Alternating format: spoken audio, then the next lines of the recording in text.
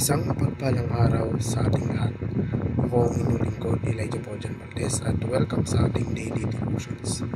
Ang ating verse for the day ay nasa Filipos chapter 1 verse 23 to 24. Sinasabi dito na, may pagtatalo sa loob ko.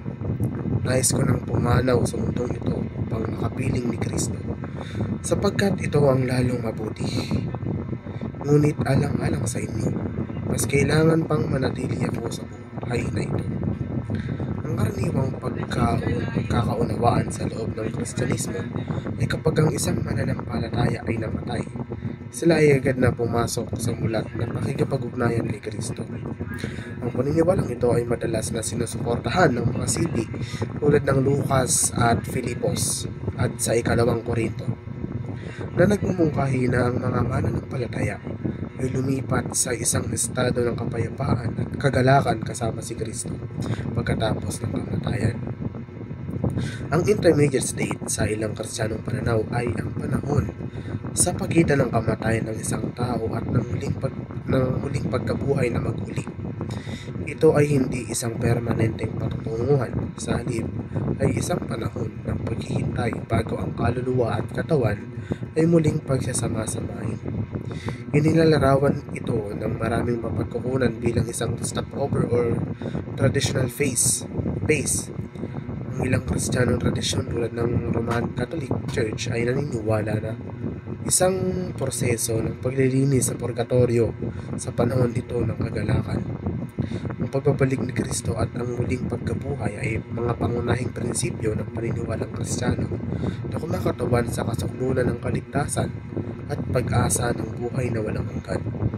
Ang ikalawang pagdating ni Kristo ay nakikita bilang literal, personal, nakikita at pandaigdigang pagpapakita ni Jesus, kung saan ang mga matuwid na patay ay bubuhayin muli at ang mga buhay ay luluwalhatiin at dadalhin sa langit. Ang kaganapang ito ay madalas na inilalarawan bilang ang pinagpalang pag-asa ng Diyos sa kasalukuyang panahon. Ang pagharap sa kamatayan ng may pananabik at walang takot ay nangangailangan ng pagbabago ng pananaw. Magagawa ito sa pamamagitan ng pagtuon sa kasalukuyang sandali, pagpapahalaga sa mga karanasan sa buhay, at potensyal na paggalugad ng mga espiritual o filosofikal na balangkas na nag-aalok ng positibong pananaw sa katapusan ng buhay. Ang paghihikayat sa iba na may pag-asa sa pagkabuhay muli ay kinabibilangan ng pagpapaalala sa kanila na ang kamatayan ay hindi ang wakas, ngunit isang tradisyon tungo sa isang bagong buhay, at ng pagkabuhay na mag-uli ni Jesucristo ay nagbibigay ng matibay na pundasyon para sa pag-asang ito. Ito ay tungkol sa pagbibigay diin sa pangako ng buhay na walang hanggan sa presensya ng Diyos, kung saan sila ay muling makakasama ng mga mahal sa buhay at makakaranas ng buhay na lampas sa mga limitasyon sa lupa.